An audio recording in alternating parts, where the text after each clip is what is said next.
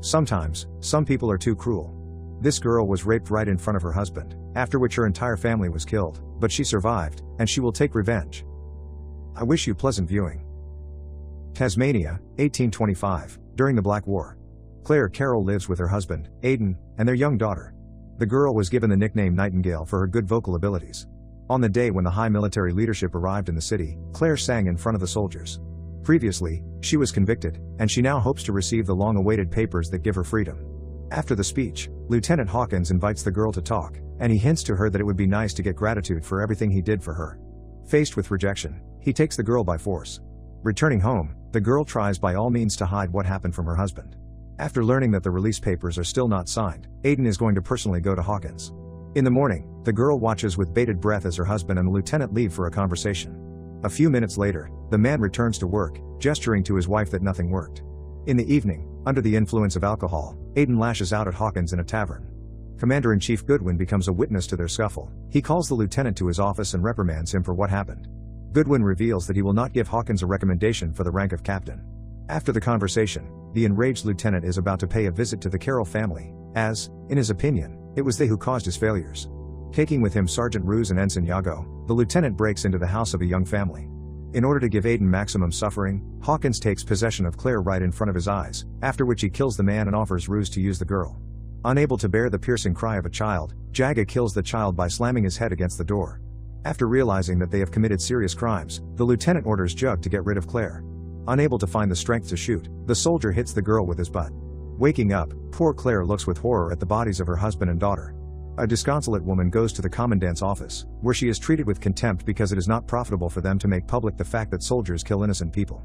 After learning that the lieutenant went north to take up a new position, Claire asks her friends to bury her loved ones.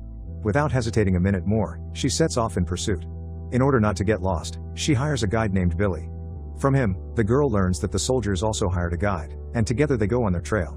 At a halt, the soldiers discuss what happened, and Ensign Jaga expresses his concerns. He is sure that they can be hanged for what they have done, but the lieutenant assures him that Carroll's family is to blame for what happened. Meanwhile, Claire and Billy also stop for the night. As soon as the girl closes her eyes, she begins to hear the cry of her child. Nightmares do not let her go all night. In the morning, it starts to rain, but the travelers still go on the road. Meanwhile, Sergeant Rose finds a dark-skinned woman with a small daughter in the forest.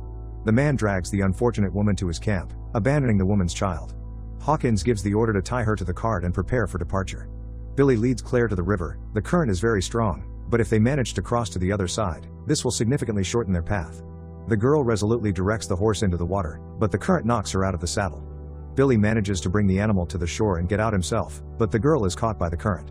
Seeing that Claire is being carried away by a stream of water, the man rushes to her aid. After a little rest, they set off again. Crossing the river, they lost a bag of supplies, so they had to stop at the first house they saw. Hunger causes them to steal food and then flee from an angry owner. At night, getting ready for bed, Claire sees an unfamiliar man. He is very glad that he found a pretty girl in the deep forest. He is already calling his friends to have fun, but Billy stuns the bastard, and he and Claire decide to urgently move on. Meanwhile, Hawkins satisfies his male needs with a dark-skinned captive. After handing her over to Ruse, he talks to the boy Eddie, who accompanies them. The kid has lost his parents and is looking for any opportunity to be useful to the army in order to feed himself. Dozing in the morning, Claire wakes up and sees Billy making a spear. He's going to hunt to get food for them. At this time, Hawkins' squad is attacked by dark-skinned men. They kill one of the workers and injure Jag. The men came for their woman, but the lieutenant kills her in front of them. Grabbing the essentials, the soldiers run into the forest. Wounded and frightened, the ensign wanders through the forest. Seeing people, he calls for help. Realizing that this is the mother of the baby he killed, Jaga rushes away. Claire asks Billy to look after the horse, and she goes after the fugitive. Catching up with him, the woman shoots the man. Jaga begs for mercy. The gun is jammed, and Claire rushes at her daughter's killer with her fists. In the fight, she takes the knife from him and stabs him several times.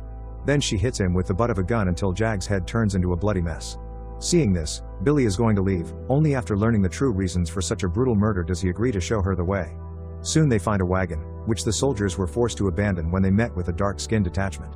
After examining the clearing, Billy tries to warn Claire, but she insists on continuing on her way. Waking up in the morning from another nightmare, the girl suffers from severe chest pain.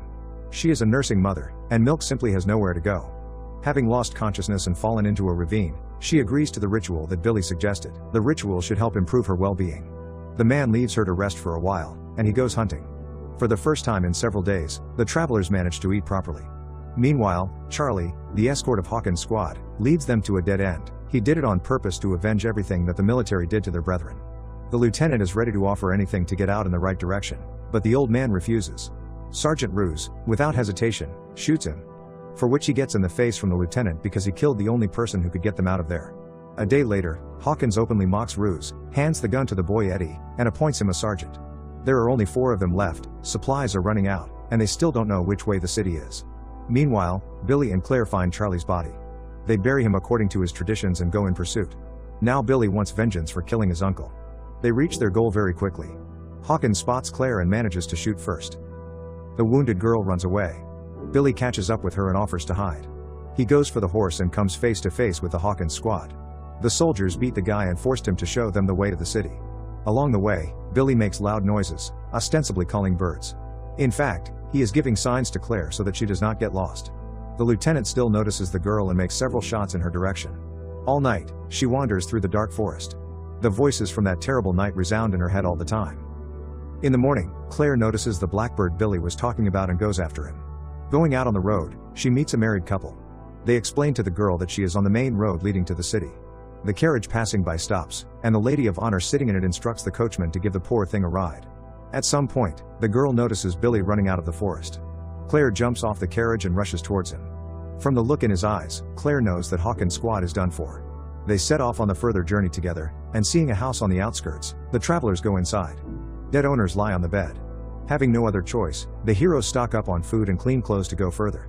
Along the way, they see a group of men leading black people, and Claire immediately points a gun at Billy, pretending to lead him to reprisal. A few miles later, they are overtaken by a cart containing an elderly couple. They invite the wanderers to their place so that they can clean themselves up and have a good rest.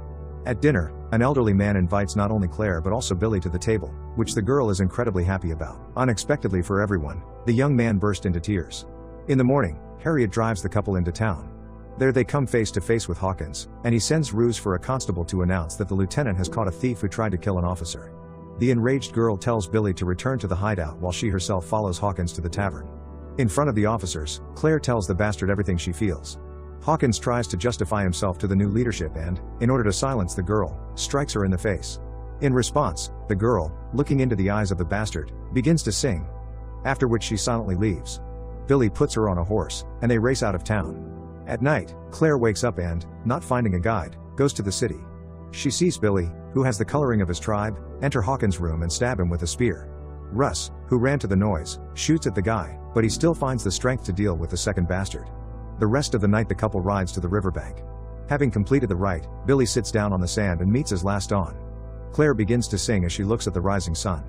This is all she can do, because all those who ruined her life are punished, and what will happen to her no longer matters. If you like this recap, I recommend that you check out the recap of the drama Just Mercy, which is linked to on the right. Thanks for watching.